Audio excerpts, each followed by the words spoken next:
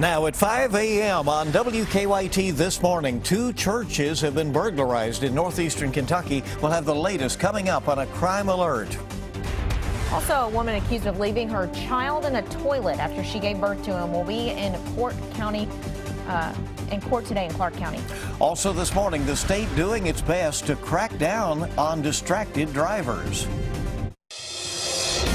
Tracking, alerting, protecting. This is WKYT This Morning.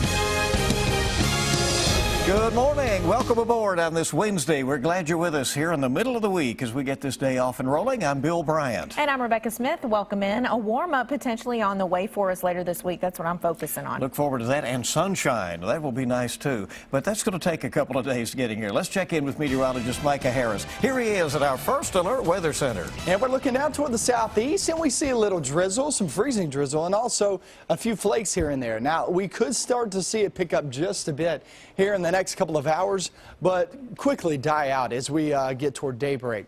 First Alert Defender live radar, there is your shot. Down toward the southeast, that's still my main concern of the area that we will see in the next 48 hours. Temperatures are really cold. That's probably the best shot to actually pick up some things falling out of the sky. So flakes south and east, that's their best shot, around 30 degrees for today. Now, going into tomorrow, it gets a little bit better. We still have some flakes down in the southern zones.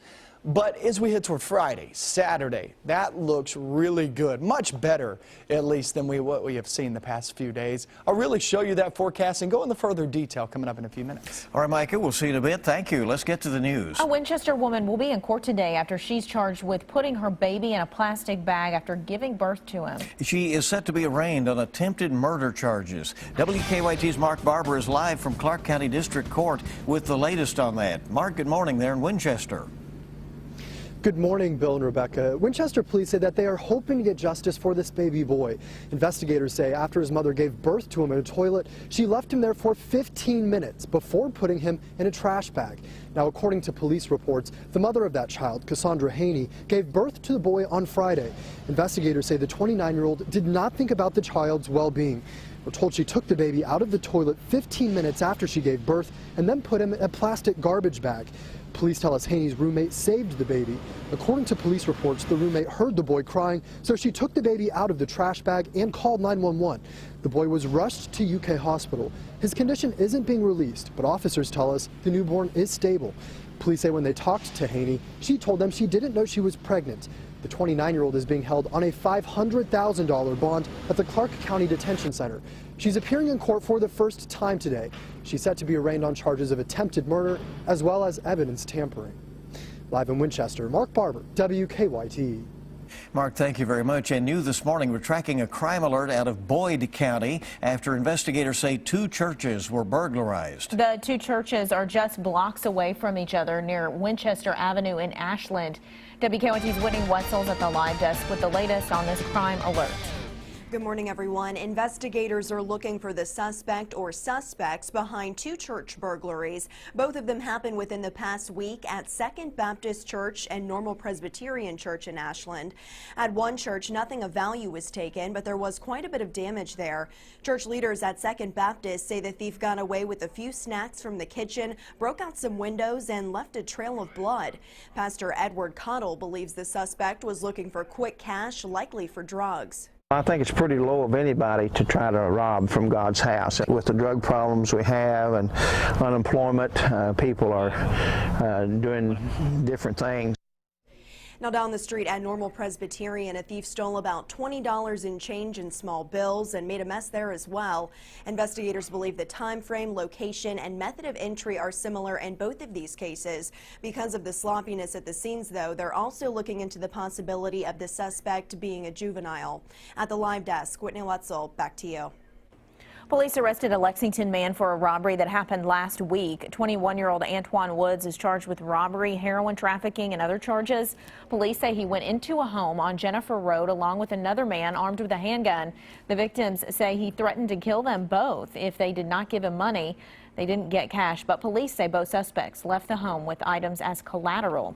It's coming up on 5:05 on WKYT this morning, and state police say it is becoming a huge problem on Kentucky roads, and it's putting lives in danger. So now they have launched a new operation that is targeting distracted drivers. They hope that Operation Raid will convince drivers to put down the phone and keep their eyes on the road. WKYT's Jordan Valines took a ride with a state trooper yesterday, and in less than an hour, the trooper pulled over 2 people for distracted driving. He says he has seen numerous causes for distracted driving. I've actually seen people reading a newspaper driving down the road. Operation Raid is a Kentucky State Police initiative program coordinated with the Kentucky Office of Highway Safety. The program will last until at least January 24th. We are tracking a crime alert in Lexington this morning. Police looking for 2 men who robbed an auto parts store. It happened just before 8:30 last night at Advance Auto Parts on Versailles Road. Police say 2 masked men walked into the store and pulled out knives. They ordered all the employees to the floor, and the men stole some money out of the register, according to police, and ran off. No one was injured, and there is no good description of these robbers. Hundreds of tips have all come up empty so far, and now police are again pleading for help in finding those responsible for killing a Central Kentucky police officer. Investigators say Bardstown police officer Jason Ellis was ambushed, shot, and killed along the Bluegrass Parkway in May of 2013. And despite all the tips that have come in and some leads and a huge reward being offered, police have not been able to make any arrests in the case. Someone has information that will lead us to the person or persons responsible. If that person will just come forward, if not for the right thing, do it for $185,000. Some investigators believe more than one person may have been involved in the murder. State police say they are still actively working with the FBI and the ATF on this case. And they say they've even traveled to many jails and prisons in Kentucky and some surrounding states for possible leads. Well, a benefit is being planned to help a Clark County teen's family 2 weeks after he died of meningitis. 15-year-old Cole Hahn was a student at Clark County High School. Friends say that they are holding the benefit to raise money for burial and funeral costs. It'll be Saturday from 1 until 6 at Justice Elementary School in Winchester. There will be food, music, and a silent auction. The University of Kentucky has reached a settlement with a tobacco company in a trademark dispute. You see, UK didn't like Lorillard calling its e-cigarette loyalty program Blue Nation. They spelled it just B-L-U.